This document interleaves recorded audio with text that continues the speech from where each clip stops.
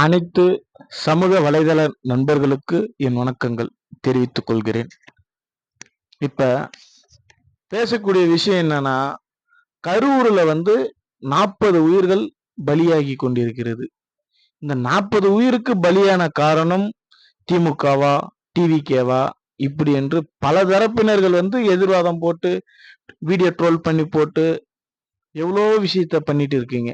ஆனா நீங்க புரிஞ்சிக்க வேண்டிய ஒரு விஷயம் என்னன்னா, இது எதனால ஆச்சுன்றது யாருமே கணிக்க மாட்டீங்க, யாரும் யோசிக்க மாட்டீங்க. ஒரு பொதுக்கூட்டம், ஒரு பிரச்சார கூட்டம்னாக்கா, அந்த தொகுதியுடைய மக்கள், அந்த மாவட்டத்தை சேர்ந்த மக்கள் மட்டும்தான் அங்க போய் கலந்து பார்ப்பாங்க.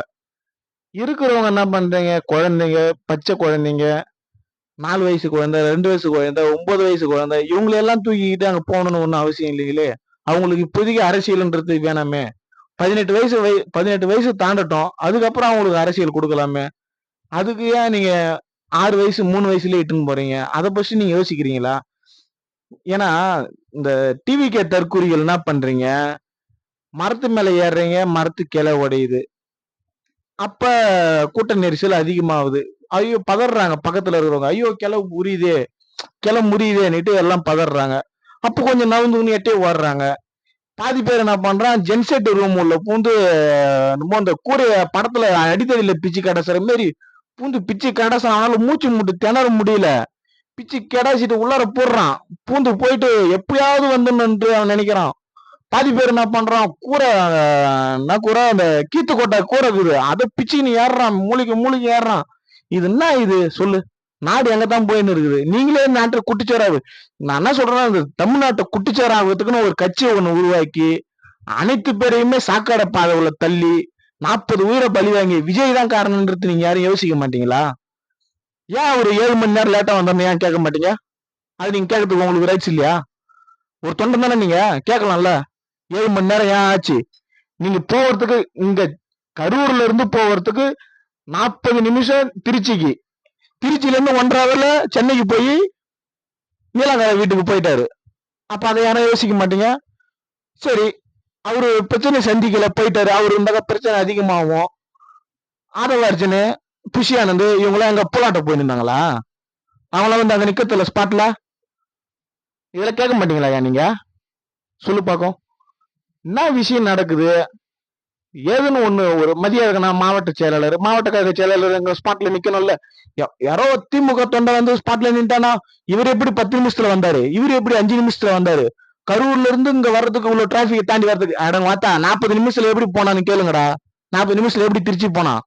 அது கேட்க மாட்டீங்களா? எவனும் சும்மா ட்ரோல் பண்ணி போடுறீங்க.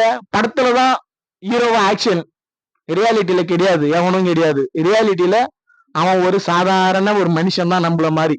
அதை பத்தி நீங்க உணருங்க. படத்துல வரத பூரா ட்ரோல் பண்ணி இப்படி பண்ணிட்டான். சுறா படத்துல கத்துறான்.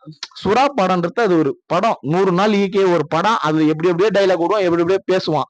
ரியாலிட்டியில அப்படி பேசிக்கிறானா நீங்க யோசிச்சு பாருங்க. இன்னைக்கு ஒரு கட்சின்றது உருவாக்குறது அவ்வளவு சாதாரண விஷயம் கிடையாது. அப்படி ஏதோ உருவாக்கிட்டீங்க, கட்சி நடைமுறைக்கு போயிட்டு இருக்கு. அப்போ ஒரு அடிமட்ட கட்சியா இருந்தாலும், எந்த ஒரு கட்சியா இருந்தாலும் ஒரு கட்டமைப்பு வேணும். கட்சிக்குன்னு ஒரு கட்டமைப்பு வேணும். அந்த கட்டமைப்பு இல்லாத எதுக்கு ஒரு கட்சி? அதுக்கு எதுக்கு ஒரு கொடி? அதுக்கு எதுக்கு ஒரு மாநாடு? அதுக்கு எதுக்கு ஒரு மீட்டிங்? அதுக்கு எதுக்கு ஒரு பொதுக்குழு? எல்லாத்தையும் யோசிங்க நீங்களே. ஒரு கட்டமைப்பு கொடுக்காத ஒரு கட்சி. கேட்டா டிவிகே தொண்டனது சொல்றான். எல்லாரும் என்ன சொல்றானுங்க, திமுக அணி 4-5 அணி உள்ளார இறங்கிடுச்சு, அதனால கூட்டம் ஆயிடுச்சுன்னு. எந்த 4-5 அணி? செருப்பு வீசுறான். ஏன்டா அவன் மூச்சு முட்டி திணறான்டா, திணறச்சில அடிக்கிறான்டா. அவன் எதை எட்டை போடா, நின்று எட்டை போடான்றான். என்ன சொல்லுவ? இங்க இருந்து எட்டை கிளம்புன்ட்டு செருப்பு வாரி அடிக்கிறான்.